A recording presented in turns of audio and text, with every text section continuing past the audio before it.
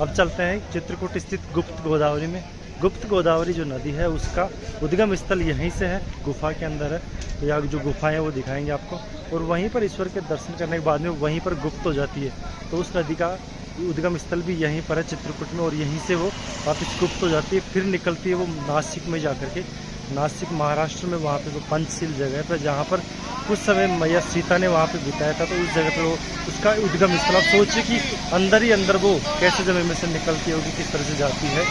तो ये अनसुलझे पहलू है। गुप्त गोदावरी चमत्कारी जगह, तभी तो देखने के लिए देखो कितनी श्रद्धालुओं की भीड़ है यहाँ पे। यहाँ पे टिकट आपको लेना होगा 25 रुपये एक व्यक्ति के लेके, साथ ही 10 रुपये छोटे बच्चों के लिए होंगे। टिकट हमने ले लिया है। गुफा में घुसने से पहले इस वार्निंग को जरूर देखें। इस गुप्त गोदावरी गुफा के अंदर एक साथ करीब 100 से 150 लोगों को एंट्री दी जाती है। करीब 40 मिनट इंतजार करने के बाद में हमारे को गुफा के अंदर एंट्री मिल गई। मैंने यहाँ पे देखा कि गुफा के अंदर जो सीढ़ियाँ बनी हुई है, जो रास्ता बना हुआ है, उसकी चौड़ाई मैक्सिमम 2 फीट से ज़्यादा चौड़ी नहीं है। उसमें एक बार में या तो कोई व्यक्ति जा सकता है या फिर एक व्यक्ति बाहर आ सकता है। गुफा के अंदर जाने के लिए लोगों का ग्रुप बनाया जाता है, जिसमें 150 के समथिंग लोग होते हैं। जब उन 150 लोगों को गुफा के अंदर भेजा जाता है और वो पूरे 150 लोग इस गुफा को अंदर से बारीकी से देखने के बाद में, संतुष्ट होने के बाद में, करीब 25 से 30 मिनट उन्हें गुफा के अंदर रखा जाता है और उन लोगों को फिर बाहर निकाला जाता है। जब अंदर के लोग बाहर आ जाते हैं तो बाहर के लोगों को फिर अंदर भेजा जाता है।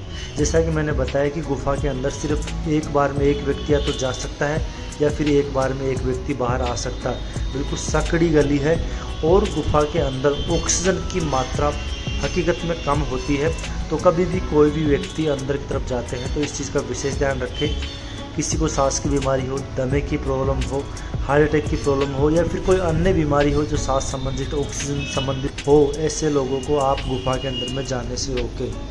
गुफा के अंदर उमस, ह्यूमिडिटी या फिर दमे की शिकायत आपको देखने को मिल सकती है। और वहाँ पे जब हमारे साथ में ग्रुप में कुछ महिलाएं गई तो उन्हें इस समस्या का सामना करना पड़ा। उनमें से कुछ महिलाएं बेहोश हो गई थी क्योंकि उन्हें ऑक्सीजन, पसीने और दमा घुटने की परेशानी हुई। अब बात करते हैं इंटरनली गुफा के अंदर क्या है। नॉर्मली गुफा होगी कभी किसी टाइम के ऊपर, लेकिन आज के टाइम में इस गुफा को अंदर से काट पीट करके एक रास्ता बना दिया, चौड़ी कर दी, अंदर से खूब भारी सारे इसमें कमरे बना दिए बड़े बड़े। और एक ये आज के समय में सिर्फ इनकम का एक स्रोत बन करके रह गया है, जिसमें गुप्त गोदावरी का नाम इसको दे दिया गया है।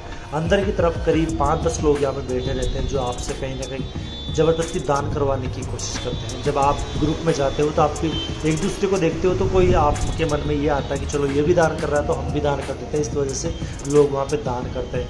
अंदर की तरफ जो पत्थर कटे हुए हैं, मुझे लगता है कि कभी ना कभी अगर भूकंप आ जाए तो ये गिर सकते हैं, तो ऐसी जगहों पर जाने से बचे। हमने काफ़ी दूर देखने के बाद में इस गुफा से धीरे धीरे एग्जिट की ओर लिया, और देखो आपके सामने कि कुछ यहाँ पे पानी की बूंदें भी गिर रही है। पसीने में बिल्कुल तर हो चुके थे हम। 25 मिनट वेट करने के बाद में जो गलियाँ आपको दिख रही है, जो बिल्कुल सकड़े सकड़े रास्ते आपको दिख रहे हैं, उनसे हम सभी परेशान हो चुके थे। अब ये जो बाहर खड़े हैं ये लोग, ये भी अब धीरे धीरे गुफा में एंट्री लेंगे और इनको भी करीब करीब 45 मिनट के समथिंग इनको गुफा के अंदर लगेगा। अब हम दूसरी गुफा जिसकी मैं बात कर रहा था वो है गीली गुफा, जिसके अंदर से पानी आता है और वाकई में यही ओरिजिनल गुफा है। इसके अंदर हम आ चुके हैं। यहाँ पर देखो कि गुप्त गोदावरी जो नदी है, इसका कितना गजब तरीके का बहाव है और कितना साफ और कितना क्रिस्टल क्लियर पानी इसमें से निकल करके आ रहा है। मैंने चारों तरफ का वीडियो वगैरह बनाया, बिकॉज यहाँ पे वीडियो अलावा नहीं था, इस वजह से मैं इसमें वही शूट कर रहा हूँ। और मैं बताऊँ कि आपको कि यहाँ पर चारों तरफ जो पत्थरों को यहाँ पर भी काटा हुआ है। अंदर की तरफ ये गुफा भी करीब करीब 100 मीटर जितनी लंबी है। साइडों में से कुछ जगहों पे जहाँ पानी आ सकता है, उधर से खड्डे करके पानी को खींचा जा रहा है। गजब यार। अब देखो दोस्तों, इतना झुक करके निकलना पड़ रहा है, झुक करके। इधर भी पानी है, इसमें पानी है, पानी।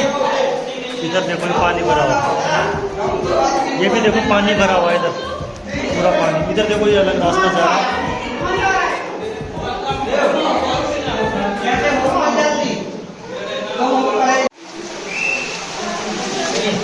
पत्थरों की बुरी लगती है। यह है इसका उद्गम स्थान गोदावरी का।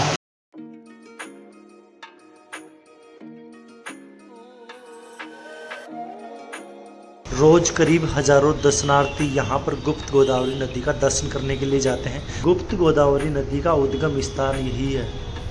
यहीं से बाहर निकल करके यह नदी वापस से धरती के अंदर समा जाती है और यही नदी महाराष्ट्र के नासिक जिले के अंदर कोई पंचशील या पंचकुटा नामक कोई जगह है। उसी स्थान पर माँ जानकी देवी मैया सीता जी ने वहाँ पर निवास किया था और उसी जगह पर यह धरती से उत्पन्न होती है। यदि आप चित्रकूट की तरफ जाते हो तो इस स्थान पर जाना बनता है।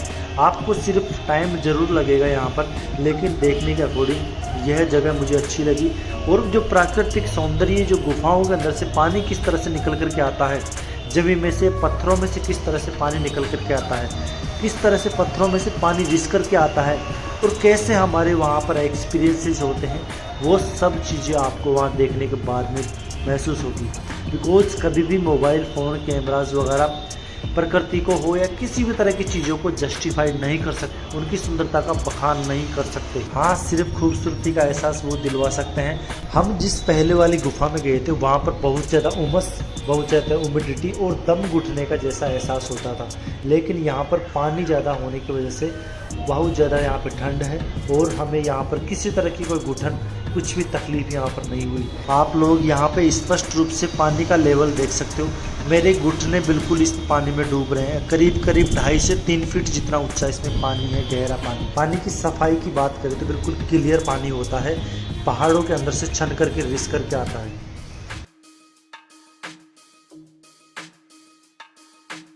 अंदर की तरफ का जो पानी है पूरा, वो बिल्कुल साफ और स्वच्छ पानी है, जो यहाँ इधर से होते हुए आगे की तरफ निकल जाता है। हम लोग कहते हैं ना कि नदियाँ गंदी हो जाती हैं, जस्ट ये वही पानी है गोदावरी गंगा का निकल कर, गुप्त गोदावरी का, और मात्र शायद 100 फीट की दूरी पर आया होगा। इसमें ही वहाँ से ये पानी देखो यहाँ पर आकर के कितना मटमेला हो गया है, यानी कितने लोग, यानी कि प्रकृति से भी ज़्यादा गंदे हैं लोग। जबकि स्पष्ट रूप से कहा गया है अंदर कोई प्रसाद कुछ भी नहीं चाहता, फिर ये लोग फिर भी चढ़ाते हैं। और देखो कितनी गंदगी कर रखी है। गुप्त गोदावरी का यह पानी इस कुंड में आकर के कहीं पर लुप्त हो जाता है, जिसका रहस्य आज तक कोई नहीं जान सका। कहीं लोग कहते हैं कि यह महाराष्ट्र के नासिक जिले में पंचशील जगह है, वहाँ पे जाकर के उत्पन्न होता है। हमारे प्यारे भारतवर्ष को यूं ही विविधताओं में एकता का देश नहीं कहा जाता। आज भी यहाँ पर ऐसे हजारों लाखों अनसुलझे पहलू हैं जिनके बारे में ना तो साइंस, ना कोई विद्वान, ना कोई ऐसी शक्ति जो उनके बारे में आज तक पूरी तरह से पता कर पाई हो। आप क्या कहते हो इन चीज़ों के बारे में? ऐसे किस वजह से हुए होंगे?